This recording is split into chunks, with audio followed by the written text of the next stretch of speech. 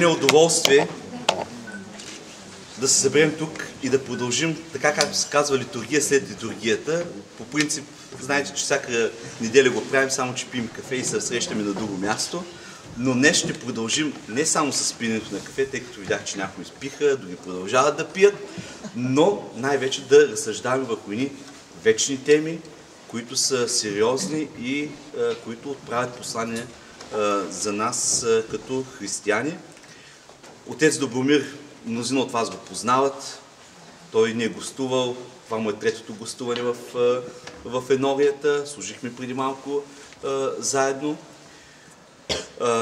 Давам му думата. После ще има въпроси и после пак ще говорим. Благодаря, отче. Аз не мога да кажа, че отец Дончо е домакин, защото аз се чувствам като дома си тук. Сред вас такъв дух има и много се радвам на вашата енория.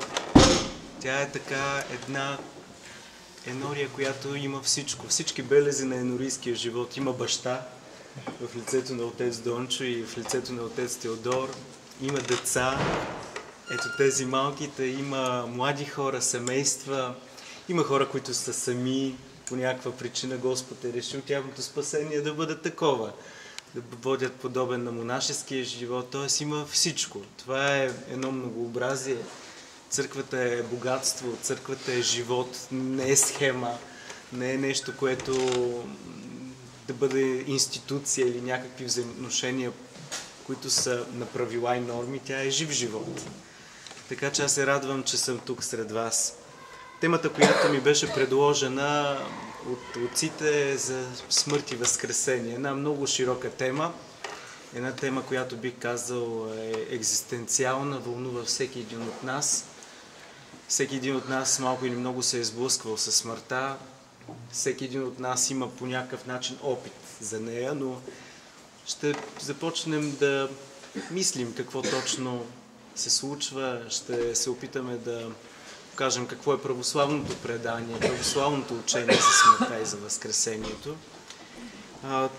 Темата, която всъщност сега ще се опитам да изложа пред вас, е по някакъв начин свързана с темата на доцент доктор Мариан Стоединов от вчера за поста. И така че ако повторя някои неща от неговата лекция, то моля да ми извините, но те са за по-голяма надлежност. Да се върнем още в онова време, където спомняте си иконата на Рублев, виждали сте я повечето от вас. Това са три ангела, които говорят помежду си. Това е Света Троица. Андрей Рублев е нарисувал тази икона и тези тримата говорят нещо, обсъждат нещо. Двата ангела са наклонили главата си към единия. Според тълкователите на иконата, това е Бог Син и Бог Свети Дух, които са наклонили главите си към Бог Отец, който ги благославя. Това е икона на предвечния Божи съвет. Как Бог се е събрал, трите личности в Троицата и са говорили какво ще се случи, как ще сътворят човека, как ще сътворят света за него, как от любовта си искат да го сътворят, от свободата си, защото Бог е абсолютна свобода, какво ще стане, какво може да стане. И тези три лица говорят, обсъждат, те са в общение по някакъв начин. Когато Бог сътворява света, Той го сътворява от нищо. Тоест света има начало и в своята история. Той не е съществувал вечно, както елините казват, че е съществувал от вечно с хаос, който е образувал всичко. Боговете и човеците. Това е елинската философия. Нашето учение казва, че Бог твори от нищо, екс нихило, т.е. от нищо. С Неговото творческо слово, което е Христос, сътворява света, а на света дава живот Светия Дух. Бог Отец твори чрез Сина в Светия Дух, каквато е древната формула на славословие. Слава на Отца чрез Сина в Светия Дух. Когато се сътворява света, той се сътворява с една едничка цел, венеца на Божието творение, което е човекът.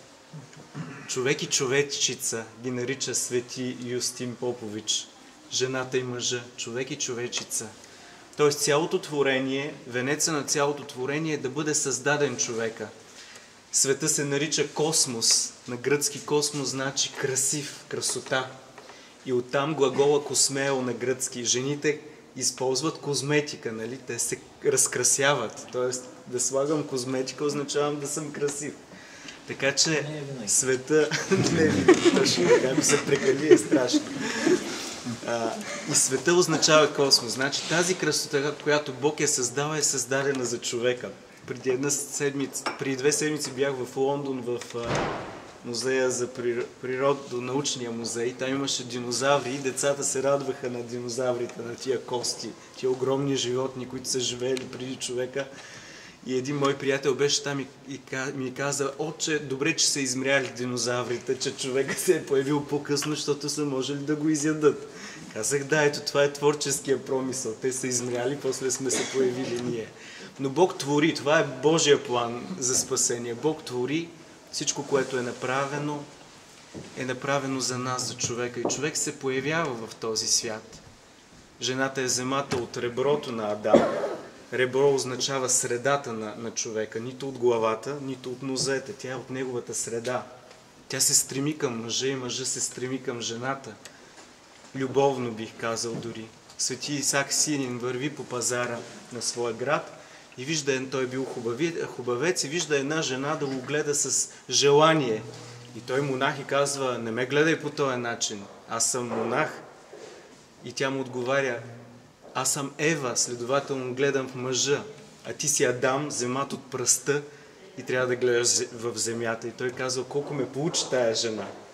Та човек и човечица, Адам и Ева са били сътворени да бъдат в любов с Бога и любов помежду си.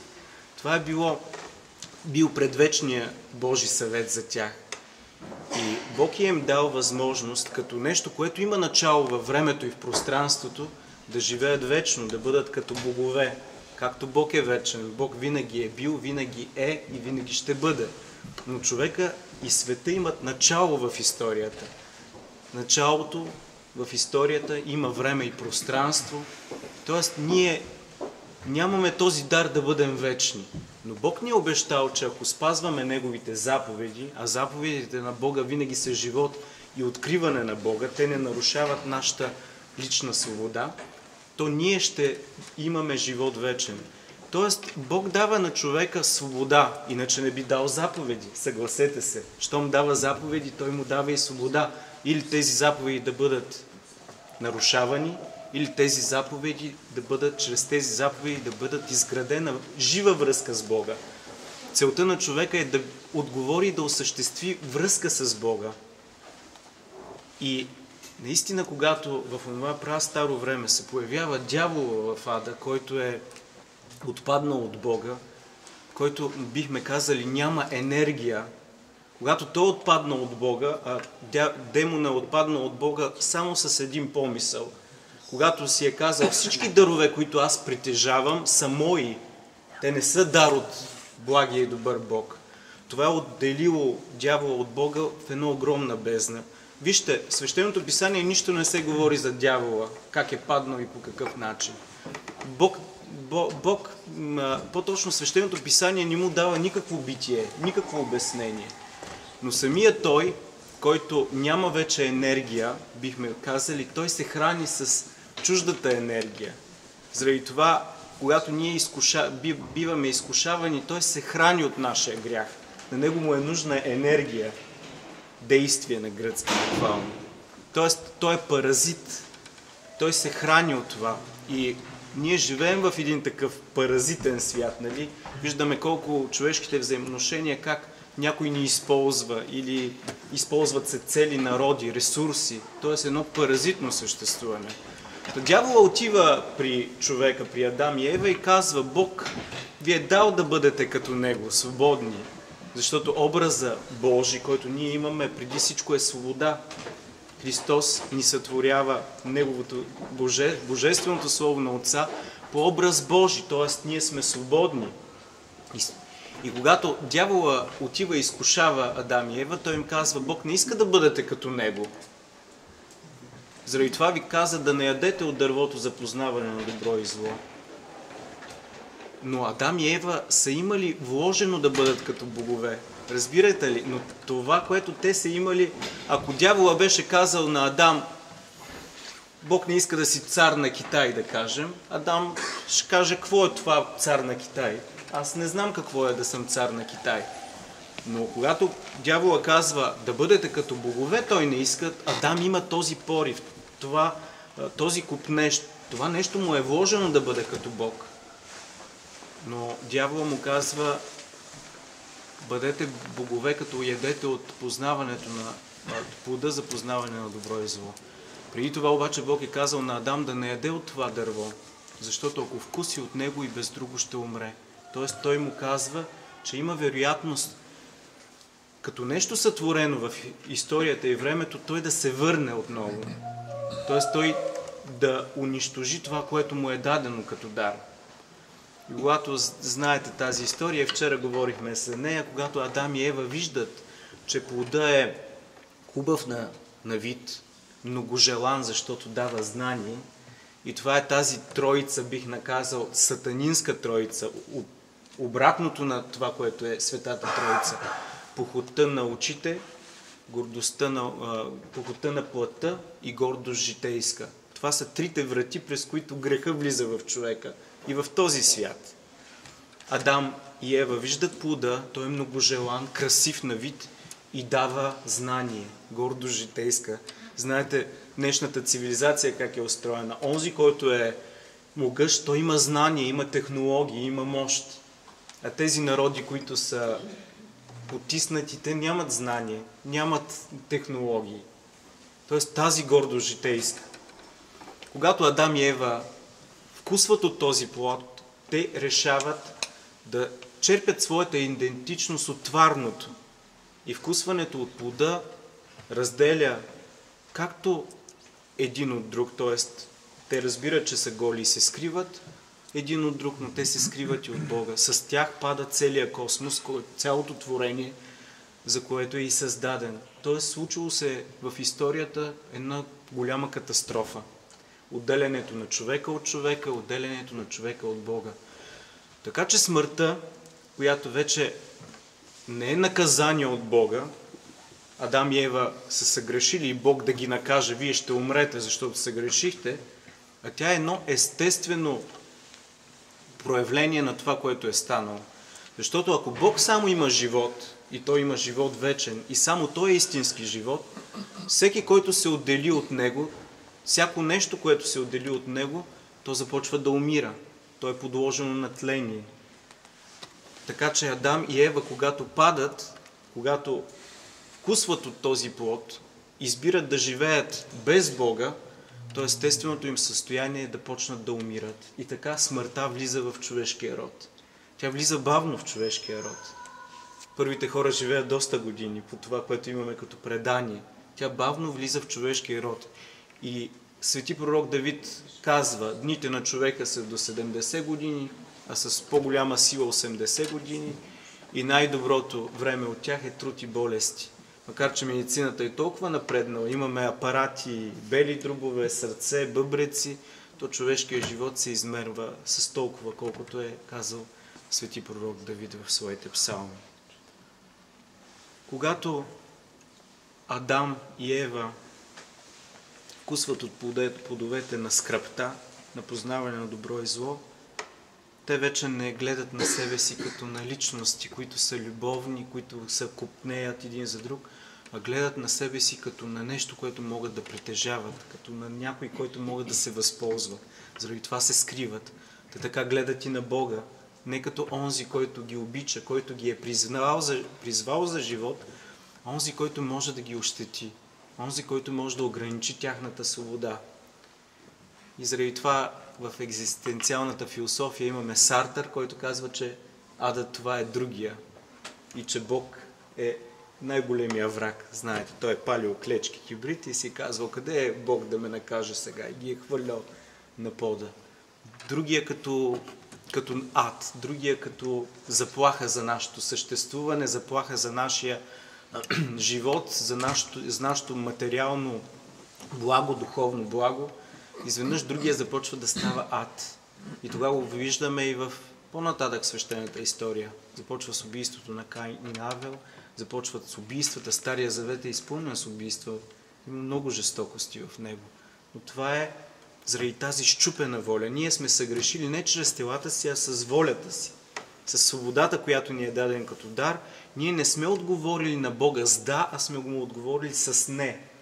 Тоест, нашата воля е била противна на Божията воля. И заради това и в молитвата Отче нас казваме да бъде Твоята воля, нали? Да бъде Твоята воля, както на небето, тъй и на земята. Адам и Ева са се отделили от Бога и са станали врагове. Всеки човек е станал враг на другия. Но тази самост, тя само по себе си е ад. Има един прекрасен разказ в Патерикона, сборника на пустините отци от 4 век, 5. Там се говори за свети Макарий египетски, който върви през пустинята и вижда един череп. Побутва го със своята маслинена тояшка и му казва: в името на Христос, кажи кой си. Черепа му отговаря: бях езически жрец, който служеше на идолите по тези места в Египет. Къде си, казва свети Макарий? Аз съм в ада. Какво е в ада? Той казва: над нас има огън, под нас има огън, но това не е най-страшното. Ако е най-страшното, ние сме завързани с гръб един зад друг и не виждаме лицата си. Но имаме една утеха. Коя е тази утеха, пита свети Макарий? Когато ти, Макарий, се моли за нас, ние виждаме отчасти лицата си. Това е единствената утеха. Свети Макарий египетски след това казва: проклет да е деня, в който се е родил човек. На пръв поглед една безумна история, нали? Някакъв череп, една маслинена тояшка, той говори, но тази история ни показва, че адът на смъртта, на отчуждението е липсата на другия човек, липсата на онзи, който ние можем да видим лице в лице. Когато една майка загуби своето дете по различни причини, за нея целият свят умира. За нея можем да отидем и да утешаваме и да кажем: той е преминал през друга форма на съществуване, природата се изменя, става по друг начин, но тя не може да бъде утешена с нищо. Тя чувства липсвата на своето дете. Тя не може да й кажем: ти ще си родиш други деца, нали? Ти ще ги обичаш. Тя казва: аз искам моето дете. И това е много страшно и аз съм имал такъв горчив опит, когато едно детенце беше починало и майката не искаше да го пуска. По никакъв начин не даваше детето да стои колкото е възможно повече в нейния дом. Въпреки че детето вече го нямаше там. Тази трагедия на смъртта, която разделя душата от тялото. Ние сме личности. Като личности ние сме и душа, и тяло. А смъртта разделя това. Тя разделя душата от тялото. Когато ние се родим, ние нямаме енергия в себе си. Заради това ние трябва да се храним.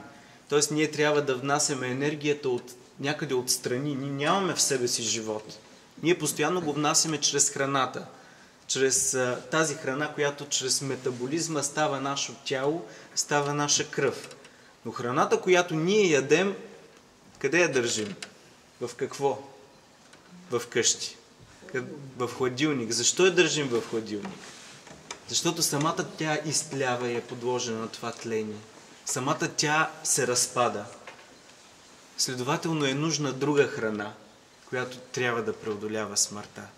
Трагедията на човешкия род е смъртта. Свети Юстин Попович нарича всеядица смърт, мелницата на смъртта, тази, която смила всичко, което се ражда на този свят. Има един невероятен монах, подвижник, който е наш съвременник, старец Софроний Сахаров. Скоро мисля, че ще бъде канонизиран за светец. Той е бил художник в Париж, млад човек, който, гледайки изкуството на света, взаимоотношенията си с хората, казва: живота е безсмислен, защото съществува смъртта. С моята собствена смърт ще умре целият свят. Какъв е смисълът тогава от изкуството? Какъв е смисълът да се влюбваме? Какъв е смисълът да се женим, да се раждат деца, като и те ще умрат? Живота няма никакъв смисъл. И той оставя всичко, дори оставя и вярата си като християнин и тръгва да търси смисъл в различните източни религии. Там не ги открива. Накрая се връща и намира смисъла в Христос, който е възкръснал от мъртвите. След като Адам и Ева били изгонени от рая и смъртта е влязла в човешкия род, Бог не е оставил човека, а бавно го е подготвил за спасението. Бог не се е отвърнал от своето творение, а е решил да направи нещо изключително радикално в историята. Решил е да стане човек и да спаси човек. Бог, който е абсолютно отделен от света, който е нещо съвсем различно от света, решава да влезе в човешката история и в този свят да вземе плът и да стане човек. И не само да стане човек, да съедини своята божествена природа с нашата човешка, за да няма между нас и него нищо, което да ни разделя. И не само това, ами да възкреси тази природа, да я спаси, да обожи и тази природа да седне отдясно на Бога Отца. Тоест да седне при Бог Отец и дори можем да кажем, че е внесено нещо ново в Троицата. Тоест Бог, Логоса е станал човек, абсолютно доброволно, от любов към човека. И заради това в Писанието се казва, Христос казва, който не яде моята плът и не пие моята кръв, няма в себе си живот. Категорични думи. На други места казва, аз съм хлябът, който е слязал от небето. Христос става храна и питие за нас, които идваме в литургията, за да може да ни обожи, за да може тясно да се свърже с нас и да ни спаси от смъртта. Той има власт над смъртта. Показва го на своите ученици. 4-дневният Лазар. Много често се случва, нали, един човек, който е починал, след известно време да се съживи, нали? И медиците казват, различни обяснения има за това. Но 4-дневният Лазар 4 дни е бил в гроба.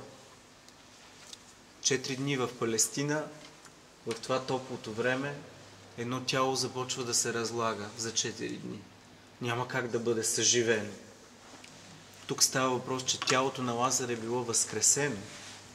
Неговото тяло е било възкресено от мъртвите и Лазар, когато се явява и излиза от гроба,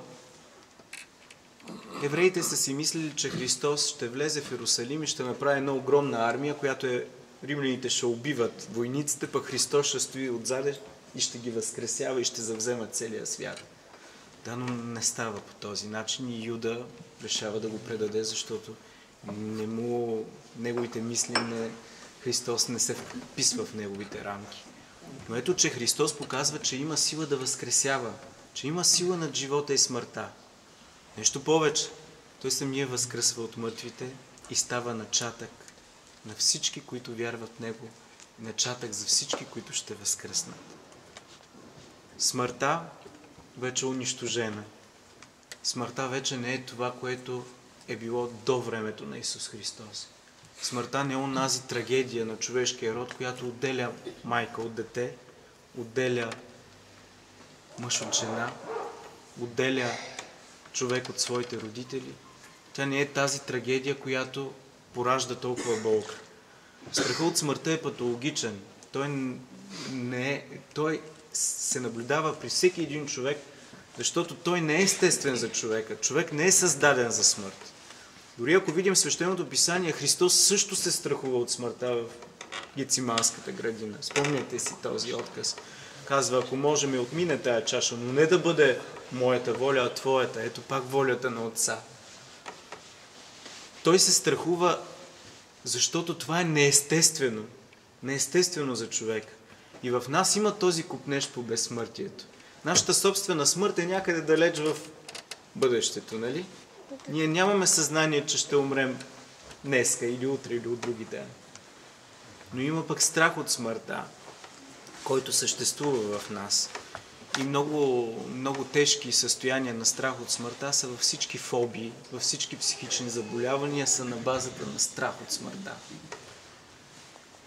Представяме си, че ще умрем в самолетна катастрофа по много, много драстичен начин, или ще паднем от високо, или ще ни затисне тясното пространство. Всичко това е за страха от смъртта.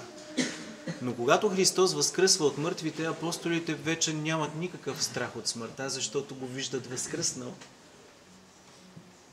Не само, че го виждат, но те и го пипат. Той яде пред тях, той говори пред тях.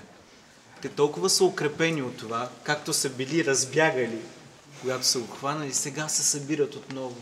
Той ги събира и им казва, че ето за това ви бях говорил. Така трябваше да пострада и Христос да възкръсне. Той ги укрепява със своето възкресение. Апостолите вече не ги е страх от смъртта. Те отиват из целия свят да проповядват и само Йоан Богослов умира от старост. Всички останали са мъченици за вярата. Тази вяра, че смъртта е победена и че ще има възкресение от мъртвите, както ние говорим в символа на вярата, последния член, ражда порфирията на църквата в първите 3 века, мъчениците. Тези хора са имунизирани срещу смъртта. Те отиват на Циркус Максимус, Колизеума. Свети Игнатий Богоносец, един 80 годишен старец, казва: нека бъда пшеница, която лъвовете зъби да смелят и да стана благоуханен хляб. Малки деца мъченици, девойки, момци имаме, които без никаква вяра в смъртта засвидетелстват своята вяра в живота. В Константинопол има един такъв манастир. Христос, земя на живите. Няма смърт. Смърт вече не съществува. Това е цялото предание на църквата. Свети Порфирий Кавсокалевит, стареца Порфирий, както го знаем сега, вече светец на църквата, казва: откакто станах монах, имам чувството и знам, че смърт не съществува. Аз знам, че смърт няма. Знам, че когато затворя очите си и когато ги отворя, ще видя Христос и Неговото царство. Много хора се притесняват и казват: ама какво е сега? Какво ще бъде? Как? Ама какво умирам? После митърства. Ако не съм правил нещо, не съм изповядал митърствата, веднага ще ме свалят долу. Демони, болни мистики, тунели, полета с те, които са починали. Тоест, ние се опитваме по някакъв начин да си обясним смъртта. Но истината е, че смъртта е тайна. А ние като християни нямаме вече този страх от смъртта и трябва да се борим с него. Вярваме в възкресение на мъртвите и живот бъдещия век. Какво означава това? Ние вярваме, че както Христос е възкръснал от мъртвите, така и ние ще възкръснем.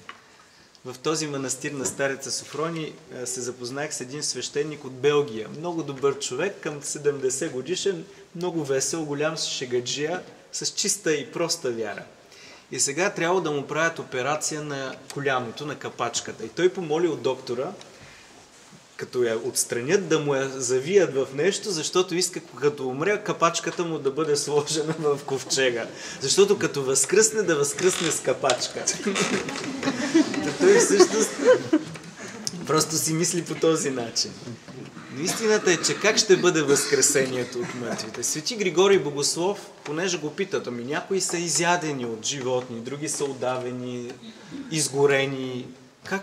Те като нямат тяло, как ще възкръснат? Така си мислят хората, нали?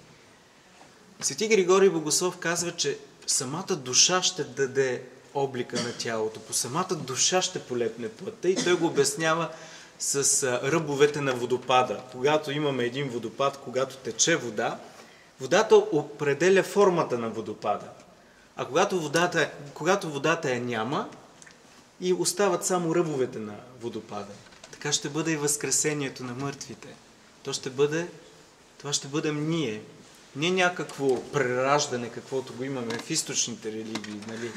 Някакво безкрайно прераждане и то забравяме, кои сме забравили, кои сме обичали. Тоест едно безличностно прераждане. Възкресението е коренно различно.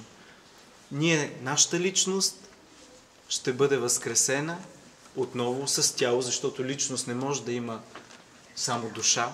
Тя е душа и тяло. Свети Григорий Богослов казва, тялото без душа е труп, а душата без тяло е привидение. Тоест, ние сме целият човек. Заради това възкресението ще бъде с тяло. И когато ние възкръснем, нашите тела вече ще бъдат по-различни. Спомнете си възкресението на Господа. Между другото, това е много интересно. Как Христос след възкресението си придобива друг вид. Може много да се помисли. И апостолите не го познават. Света Мария Магдалина, когато го вижда, тя го мисли за градинаря, нали? Казва му, къде си го положил, за да го взема. Когато той казва Марио и извиква по име, тя го познава. После двама от апостолите отиват в едно селце Емаус, Лука и Клеопа. Те също не го познават. Той ходи сред тях, говори им. Те виждат неговото лице, но те не го познават, но го познават с сърцата си. Не гореше ли в нас сърцата, когато той ни обясняваше писанието? Когато той обаче преумява хляба и виното, те го познават и той става невидим за тях. На друго място апостолите ловят риба. Йоан Богослов, който е имал най-чисто сърце от апостолите, и заради това е бил и любимия ученик на Христос, така че очиствайте сърцата си, Бог да ви възлюби още повече. Той усеща, че фигурата, която е на брега, е Господ. И казва, Господ е. Когато Петър чува, че е Господ, хвърля се в морето и плува, такъв порив има, да види този, който е възкръснал от мъртвите. И когато те излизат на брега, какво да видят? Каква грижа за човека Бог има? Накладен огън, сложена риба и той ги им е изготвил и им дава такава любов към тях. И никой не го попита кой си, защото всички знаеха, че това е Господ. Никой не го попита кой си. Тоест Христос ни се явява вече не със своите физически характеристики, дължина на носа, широта на окото или някакъв. Той е вече онзи, който ние познаваме със сърцето след възкресението. Това е някаква много по-голяма пълнота и може би един отец на църквата казва, когато отидем в Царството Божие и когато стане възкресението, много от нас ще се очудим какво е. Ние не знаем, но знаем само едно, което казва светия апостол Павел.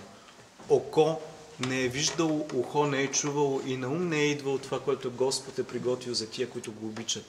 Това е една огромна любов на света. Ние имаме Бог, който безкрайно обича човека. На Тайната вечеря той взима кърпа, препасва я и умива нозете, пада в нозете на учениците си. Представете ли си какъв Бог имаме ние, който пада в нозете на учениците? Той не е Бог, който е някакъв наказващ или жандарм, който чака само и само да сгрешим, за да ни накаже, нали, да покаже своята власт и своята сила. Не, той е един, който очаква, който обича, който жадува да бъде изградена връзката с него. Когато ние живеем според силите на този свят, според княза на този свят, в нас има страх. И това е абсолютно естествено да се страхуваме. Когато стъпим на църквата, в църквата, този страх бива преодолян. Как бива преодолян? Свети Игнатий Богоносец, този стар мъж, за който говорихме, е изяден от лъвовете в Колизеума, говори за светото причастие като лекарство за безсмъртие. Мястото, където се преодолява смъртта. Светата литургия, в която ние не сме индивиди, които идват, скрили се по колоните на храма и се молят за някакво духовно усъвършенстване, а ние ставаме църква, която се събира около Христос и в Христос. Ние, когато се причастяваме, ние влизаме с най-тясна връзка с Христос и ние не може вече да вкусим смъртта. Ние не можем, ние вкусваме само Възкресението и Царството Божие. Заради това литургията е икона на Царството Божие. Това, което ще се открие. Тя още не е, но все пак и е. Тоест, ние участваме в нея. Ние предвкусваме това, което ще се случи. Заради това, идвайки в църквата, Ние ставаме част от Бога, но ставаме и част един от друг. Ние отговаряме на този призив на Бога още в рая, да изградим връзка с Него и ние даваме себе си в тази връзка и наследяваме и вкусваме този вечен живот. Следователно смъртта е победена. Смъртта вече няма власт над нас. Макар че ние ще умрем, това също има свой промисъл. Знаете ли защо? Защото ако не умрем, греха би се разпространявал постоянно с всеки един човек, който се ражда. И това би било ставало във вечността, ако ние не бихме умряли, ако ние не сме вкусили смърт. Тоест, ако ние не умираме, този грях, той би бил вечен на отпадането на човека от Бога. Но сега смъртта просто е изменена. И как наричаме смъртта? На Богородица, например. Празника как се нарича? Успение. Успение, т.е. заспиване. Както вечер си лягаме, заспиваме и умираме за целия свят, нали? Но се събуждаме, така и смъртта ще бъде едно заспиване, след което ще има раждане. Т.е. има събуждане. Ние не трябва да ни е страх от това, да побеждаваме страха, доколкото можем, разбира се, и да се уповаваме на Божията воля. Не целя някаква академична лекция за това какво е смъртта и възкресението, по-скоро някакви мисли, които могат да отворят нашите умове за по-нататъчни разсъждения. Винаги съм с такава радост съм чел Евангелието, защото това е невероятна история за любовта, за предателството, за жертвата и най-вече за това, че нямаме право да се отчаиваме. Ние вярваме в Христос, който е на безгранична любов, излява се над света. За да няма смърт, за да няма страдание, за да няма грях, а да има възкресение, нов живот, ново небе, нова земя. Защото това ще стане, когато човек пада, с него пада целия свят. Идването на Христос в плът, да съди живите и мъртвите, ще бъде възстановяване на света. Не унищожаване на света, а просто преобразяване и това чакаме. Възкресение на мъртвите и живот бъдещия век. Амин. Сега, ако имате някакви въпроси, ще се радвам да стане повече дискусия. Да? Аз имам едно възражение за оправданието на човешката самота с Бог. Не съм съгласен. Смисъл? Защото в началото казахте, че Бог е решил някой за... Бог, според вас, значи в началото казахте, че за някой Бог е решил тяхното спасение да бъде в самота. Не съм съгласен. Не такъв смисъл. Не, просто да не са изградили, да нямат брак или да не са в манастир, т.е. да живеят подобно на монаси. Това е избор, това не е Бог го е казал. Те избират по някакъв начин да останат. Това според мен е нещо равносилно на грях. Разбира се, аз не казвам, че те ще бъдат отделени. Не. Те няма да бъдат отделени от другите. Просто исках да кажа, че в нашето състояние тук има най-различни начини ние да установим връзка с Бога. Те не са сами. Те са част от църквата или част от обществото, така че не. Мисля, че е много правилно това нещо. Имаме... Човек да е сам. Да е като монах.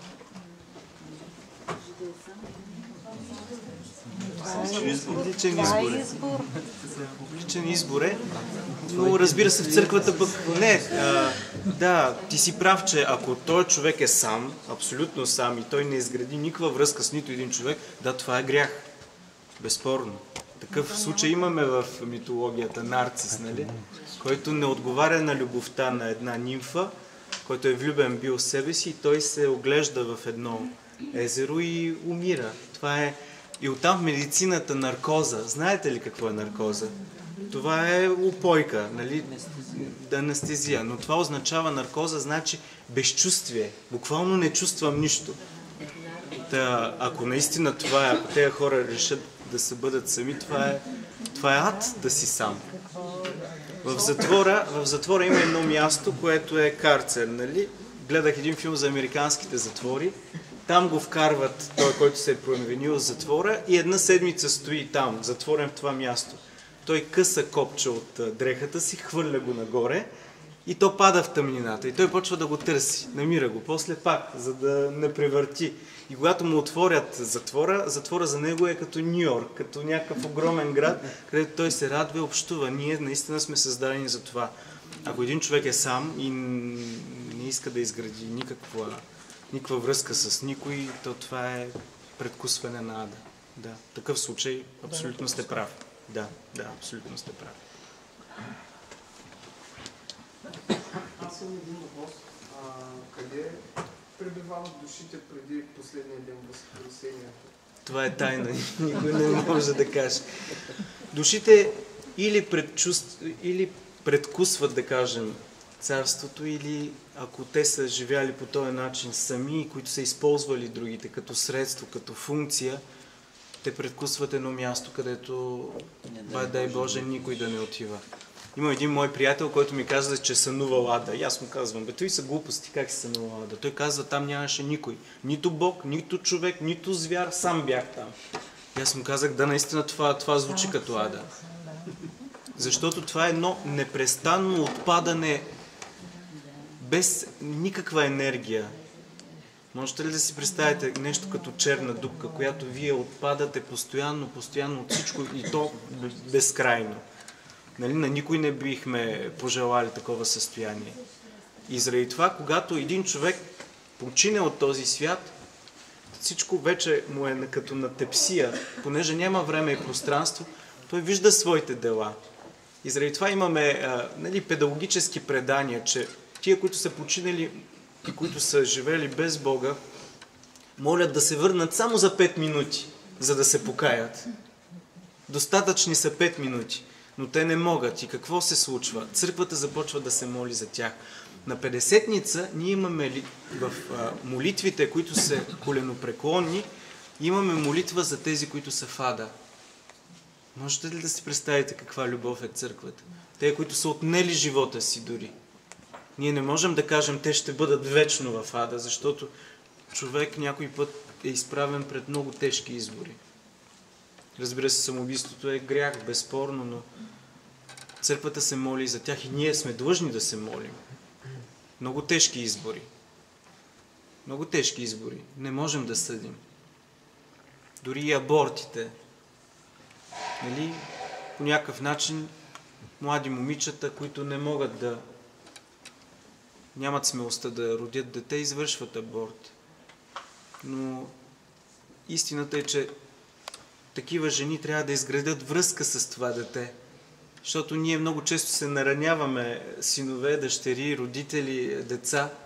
И това дете може един ден да се моли за своята майка, която не му е дала шанс дори да се роди. Това дете пред Бога може да бъде молитвеник за своята майка.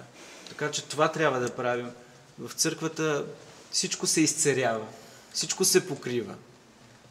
Това е смисъла на Христовата любов към нас. Това е слабото място на Бога, Неговата милост. Там удреме всеки път.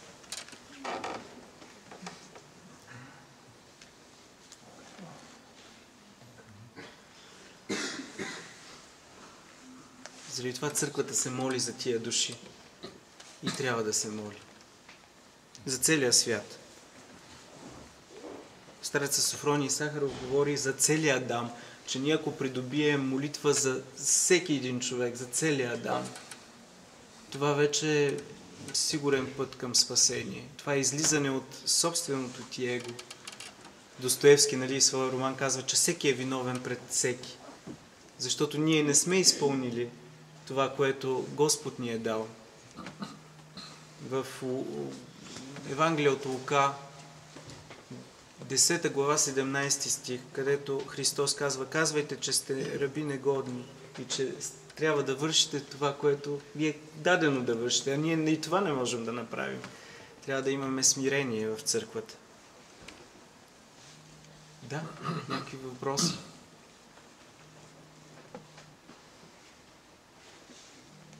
Разкажите още нещо за Софроний Сахаров и за вашето пребиваване в Крим. Предполагам, това е В Есекс.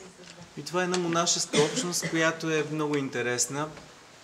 Това е един манастир, който има и братство, и сестринство. Нещо уникално, което няма по другите места.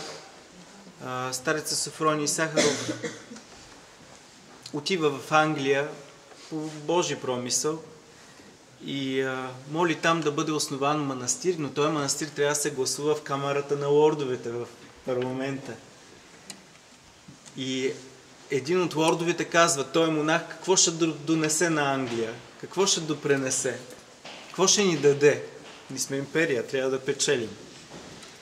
И те казват, те, които го познават там, които са внесли неговата молба, казват, нищо не може, той е един монах, нищо няма. Щом нищо няма и нищо не може да плати, няма да прави манастир. И после един друг лорд става и възмутен и казва, значи, вика, ако дойдат 12-те апостоли и само Юда носи пари, вие ще дадете само на Юда, а вика, останалите ще ги изхвърлите. Така ли? И той казва, и тогава нали, те се засрамват и гласуват, казват, че ще правим манастир. И той манастир е уникален. Има 14 националности са. Там се извършва Исусовата молитва. Отидете, много са гостоприемни, можете да останете там няколко дни. Ставате част от братството и сестринството на манастира, така че който има възможност да отиде. Много неща могат да бъдат казани, но най-добре да отидете. Много се радват на българи, защото ние българите много рядко ходим. Много българи ходят там и има един невероятен свещеник, отец Николай Сахаров, който всъщност неговия дядо е брат на старец Софроний Сахаров. Много българи ходят там на изповед и участват в богослужението. Там видях много български семейства, млади хора, които живеят в Англия. Някъде на 120 км. Но по магистралата е много бързо се стига, така че ако имате възможност, отидете. Има много деца, неделя монасите и монахините играят футбол с тях. Много е хубаво да видиш монашески футбол. Много хубаво. Въобще една радост. Църквата трябва да носи радост. Заради това, ако влезете в една църковна общност, която всички са унили, огорчени, скрити, смазани, там начин нещата не са както трябва. Но когато влезете в Светия Атанас и видите толкова радост, толкова деца, това показва, че тук нещата са добре. Така. Други въпроси? Има ли? Ако няма... Задавайте спокойно въпроси. Сега е дошъл отец Добромир, възползвайте се. Да. Да, служа в един храм. Доцент Мариан Стоединов е моя норяж и някои колеги от Богословския факултет. Трудно може да се каже храм, защото е много мъничко. Даже... Идва, да, от време на време. Значи, много е мъничко. Събираме се към 50 души, като сардини са повечето. Даже и навънка има хора и много е тясно, но пък това е хубаво, че всеки преодолява своята самота. В центъра на града е до парк Марно поле. Свети Мина е храма. Имаме мощи от Свети Мина. Новичък е. Но той не е правен за църква. Правен е от един дарител. Просто така. Е храм по 4-5 човека. При мен е различно. Не знам. Не мога да коментирам. Но служа в този храм. Свети Минани ме намери. Много странно. Преди 4-5 години отивам и виждам, той е моя приятел, строи този параклис. И влизам вътре и той трябва да положи Светия престол. Обаче плочата е толкова някъде. И аз влизам и му казвам, свещеник не може да служи, плочата е толкова. Трябва да я дигнеш. Той казва, колко да я дигна. И аз му казвам, на мен така ще ми е добре.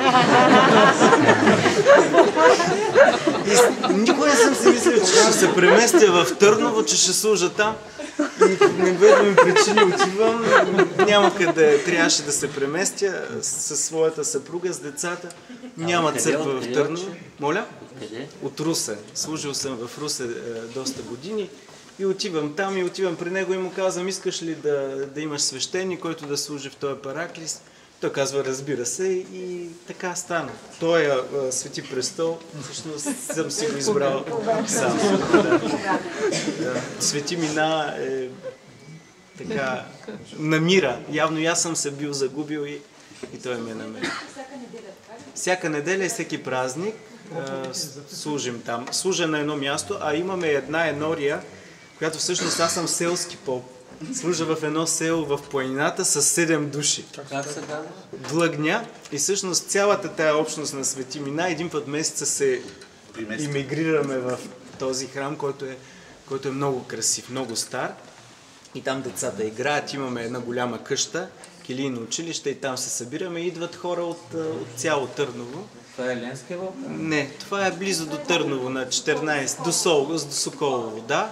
И всъщност там е нашата енория, а Свети Мина е нашия метох в Велико Търново. Слава Богу! Добре сте дошли. Длъгня. Много хубаво село, в една така низина. Църквата е с големи керамиди, такива. Много е красиво, стари, да. Стенописите са стари. Въобще всичко е много автентично и там ни е много хубаво да ходим, да се събираме. Църквата е общност, която се познаваме, която живеем заедно. Тя е като едно семейство и заради това не може да има анонимни лица в църквата. Трябва всички да се познаваме и нашия живот да стане общ живот. Нашия живот да бъде, нашия ближен да бъде нашия другото ни аз. И ако ние това правим, то Царството Божие го предкусваме още тук. Има такава притча, нали? Един човек отишъл в ада и видял едно голямо ядене и хората били с някакви големи лъжици и били гладни и всеки се опитвал да се нахрани и храната падала и всички били гладни, обаче никой не можел да се нахрани. И било някаква скръб. В ада отиват същата работа. Едно голямо ядене с едни големи лъжици и всеки взима от яденето и храни другия от среща. И всички били щастливи, нахранени и така се хранили. Тоест ада и рая могат да бъдат едно и също, но човек да има различно състояние.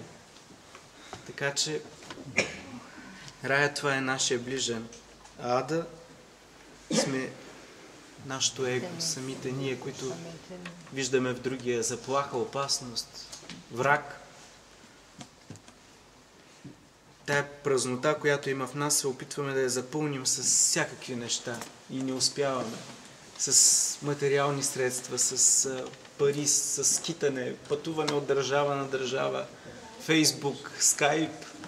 А пък тая бездна може да се запълни само с Бога. Имам един приятел, който казва, живеех в Нью-Йорк, света беше мой, карах един голям джип, имах една много красива жена до мене, влизам в супермаркета, количката е така пълна с всичко, което искам, а в душата ми вика бездна. И в един момент джипа е продаден, жената е отишла някъде другаде при друг мъж. И той човека решава че този живот е нещо съвсем различно и отива връща се в Белград. Той е сърбин, сръбски монах и ходил е всеки ден на литургия на патриарх Павле, който става сутринта в 5 и отива в параклиса на патриаршата и служи. И всеки може да отиде там на служба при него. И патриарх Павле му казва, върви в един манастир, там има млади монаси, върви там през седмицата. И той отива там, отива една седмица, 2 седмици, 3 пък почва да му харесва и почва да пълни тая празнина и накрая усеща, че е призван за монашество. И става монах. На 2-та или 3-та година след това му откриват тумор в мозъка, колкото яйце. Оперират го и не му дават никакви шансове. Казват, че след операцията, понеже са засегнати много структури в мозъка, ще бъде като труп. Вегетативно състояние. Монасите са се молили през цялото време. Той не само се е излекувал, но и досега е шофьор на владиката на манастира. Владика Порфирий, отец Дончев е ходил там, в Ковил. Малко му личи, че е извършвана операция, но той е много, много така невероятен, благодатен монах. Знаете, в манастира нямаш нищо там. Той иска да ми подари една шапка, така монашеска плетена, и отива при този, който е следващия след владиката и казва: мога ли да подаря на отец Добромир шапка? Можеш. Той няма нищо, нестежание. И единственото нещо, което е запазил от предния си живот, казва: ела да ти го покажа. Ами, отче, нали не трябва да запазваш нищо? Мен владиката ми позволи да го запазя. Какво е, бе, отче? Извади 10 комикса детски с рисунки. Така че те са като деца. Тая чистота, която придобива човек в монашеския живот като деца. Този човек ми направи това впечатление. Имах всичко, живеех сърцето на света, но в мене има бездна. Тая бездна, която се отворила след грехопадението. Наркоманията, алкохолизма, всички тези неща, които ги имаме, те са метафизичен глад, глад за Бога. Само че насочен, както и вчера лекцията на отец Мариан Стоединов, неправилно насочен, амартия, пропуск. Така че това нещо се запълва само с Бога. Да? Аз имам въпрос по повод на абортите в два аспекта. Един е, нали, след като Бог е любов и детенството няма никаква вина, не е кръстено, защото това е най-големия. Няма значение това, че не е кръстено. Да. Нали, какво става с Няма значение, че не е кръстено. Не е. Христос наистина казва в Евангелието, че който не е роден от вода и дух, не може да наследи Царството Божие. Но ние имаме това уверение от Бога, че Неговата любов не може да търпи страданието. Все пак имаме много хора, които няма да бъдат кръстени, дори бих казал, те никога няма да станат християни, но те биват припознати от Бога като свои синове и дъщери. На страшния съд Бог ще се вглежда в нас, както баща се вглежда в своето дете. И ако ние имаме Неговите черти, а чертите на Бога са любов към ближния и към Бога, то дори бих казал нещо много смело, дори ще има и нехристияни, които ще наследят Царство Божие. А какво става за едно дете, за една чиста душа, която Бог е извикал за живот? Още от утробата на майката.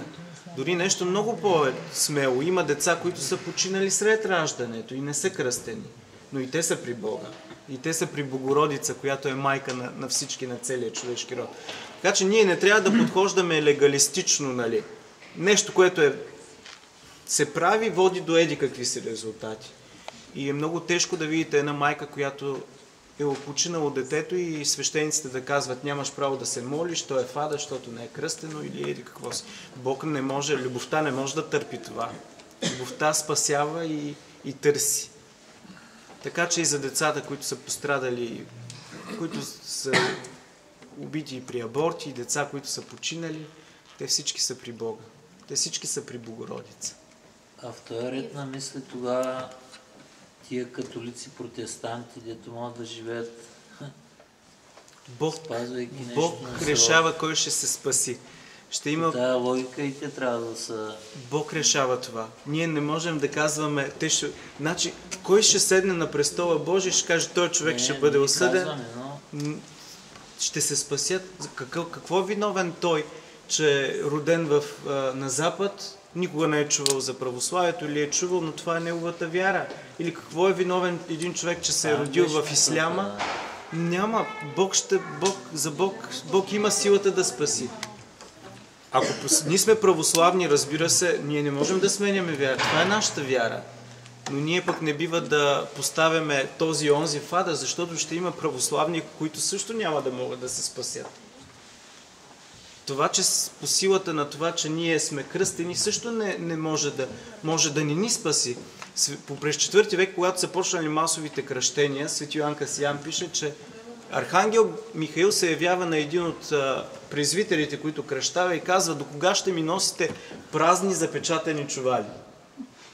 Тоест кръстени хора, които никога не са били християни. Има ли такива? Сега в българския народ всички са кръстени, нали, 80 и колко процента, но колко от тях живеят и са установили тази връзка с Бога. Така че кръщението, да, влизане в църквата трябва да бъде и реализиране на тая връзка, но то не е достатъчно. Еврейчето му е Бог знае.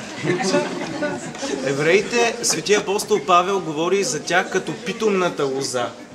Значи не е за подценяване. Евреите не са за подценяване.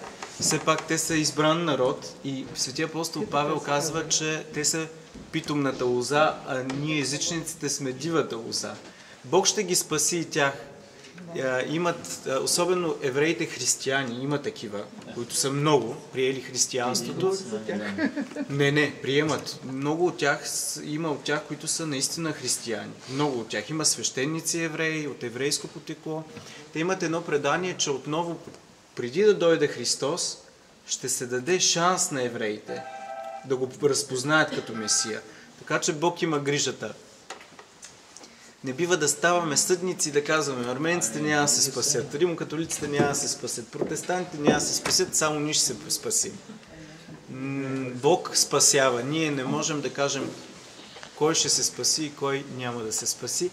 Заради това ние сме длъжни да обичаме всички и да се молим за